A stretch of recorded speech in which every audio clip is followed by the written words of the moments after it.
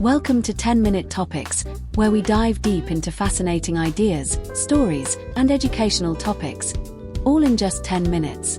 Whether you're here to learn, be inspired, or simply pass the time, we're thrilled to have you with us. If you're new here, welcome to the community.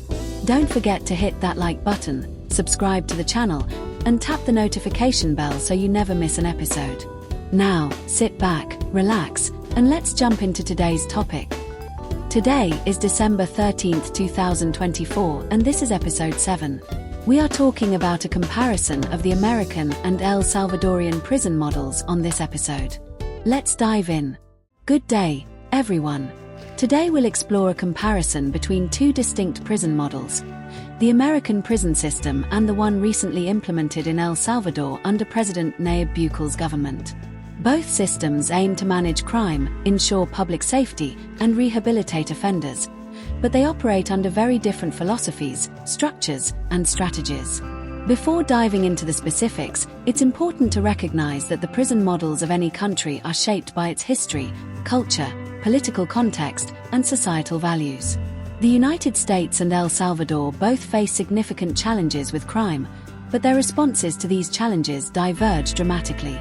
In the US, the system is deeply embedded in the principles of due process and individual rights, while in El Salvador, the approach is more focused on swift and aggressive measures in the name of combating violence.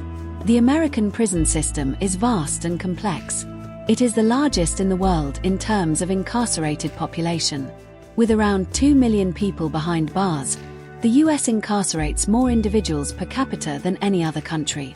The system is primarily divided into federal and state-run facilities, with inmates being classified based on factors like the severity of their crimes and behavior. Key features of the American prison model include rehabilitation and punishment. The US system theoretically strives to balance both rehabilitation and punishment.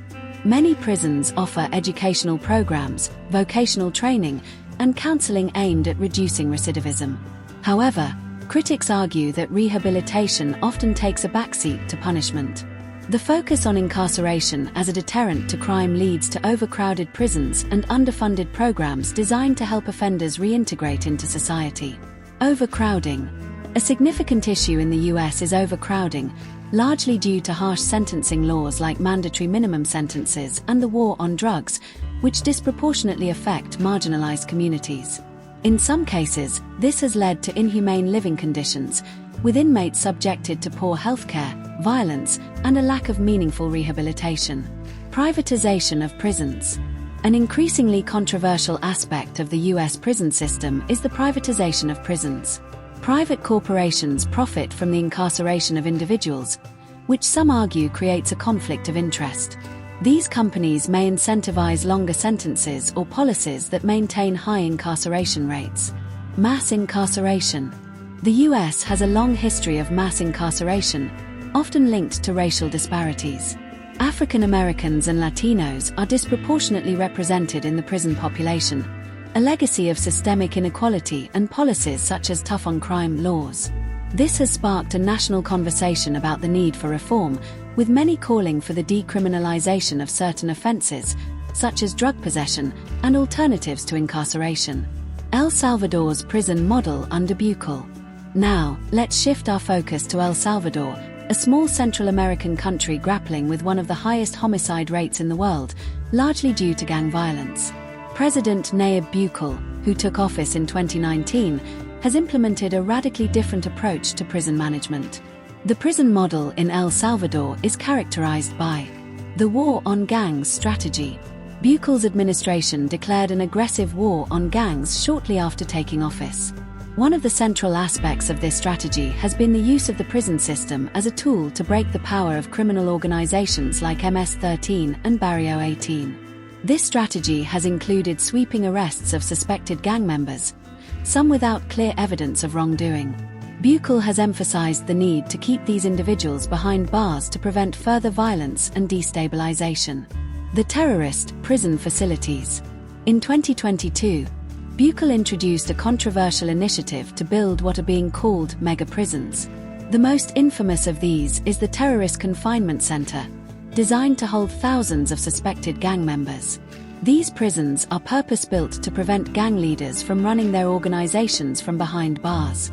Inmates are housed in highly restrictive conditions, with limited contact with the outside world, and heavy surveillance to prevent communication between prisoners and their criminal networks.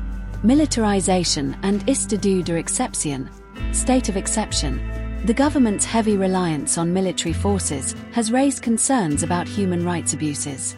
Under the state of exception, the government has been able to detain individuals without a warrant, bypassing constitutional protections. This has led to accusations of arbitrary detention and extrajudicial violence. Critics argue that while the crackdown on gangs may have reduced crime in some areas, it risks undermining the rule of law and contributing to a culture of impunity. Human rights concerns.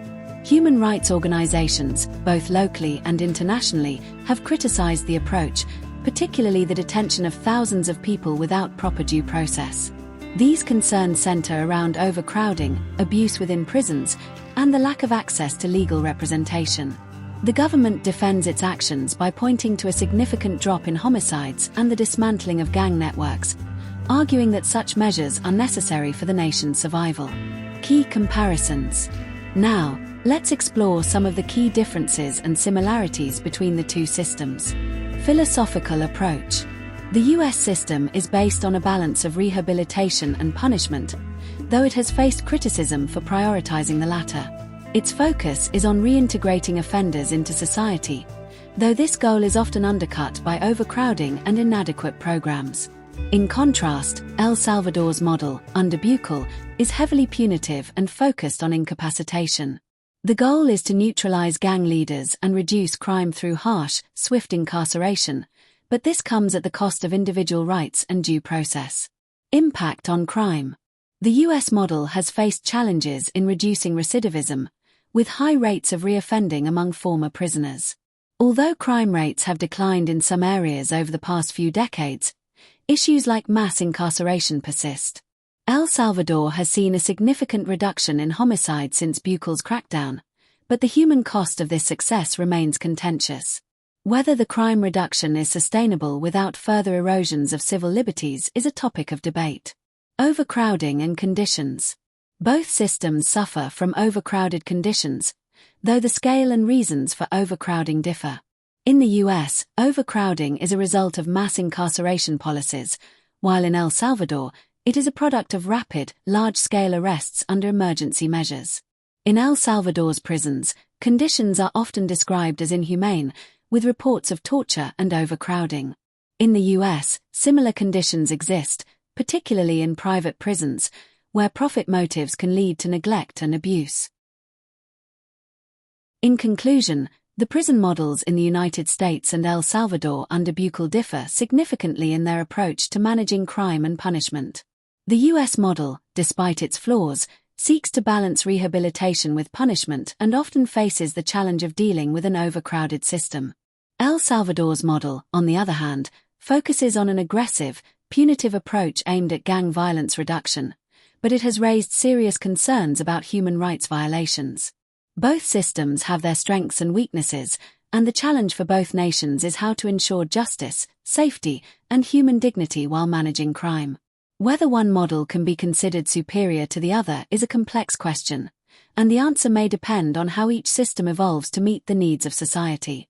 At the same time, there comes a time in civilized society where one needs to recognize that the criminal element is not being rehabilitated. When a person is found guilty in a court of law, is sentenced, and then released early on good behavior, only to repeat that crime or engage in some other criminality, a reasonable person would have to come to the conclusion that the criminal is not getting it, not understanding what society is expecting of them. You must come to a place where there are limits to the philosophy of rehabilitation and resort to a more radical idea, such as putting repeat offenders to death. I agree with due process, but at the same time, when the criminal has been through the process multiple times and even supposedly been rehabilitated multiple times, you have to weigh the evidence in favor of protecting the rest of society. The issue of race should not play a part in the argument. This is not about race but about culture. We have in all communities, and in all ethnicities, a culture of violence. In that culture exists a plethora of crimes, such as but not limited to murder, armed robbery, domestic violence, rape, child abuse, sex trafficking, drug dealing and drug use, and the list goes on and on.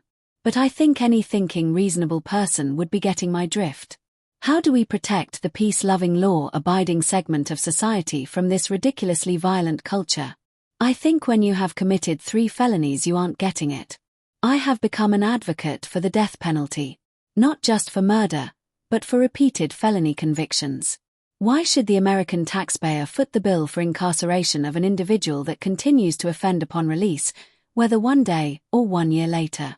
We incarcerate people to remove them from society so that the people are safe. The only way, in my thinking, to remove the repeat offender from society is to put them to death. I am open-minded about how many felonies should be considered before imposing the death penalty. Should it be 3, 4, 5? That can be debated.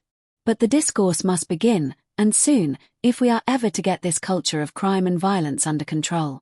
I do not think President Bukel has the perfect answer, but at the same time, murder has dropped significantly in El Salvador.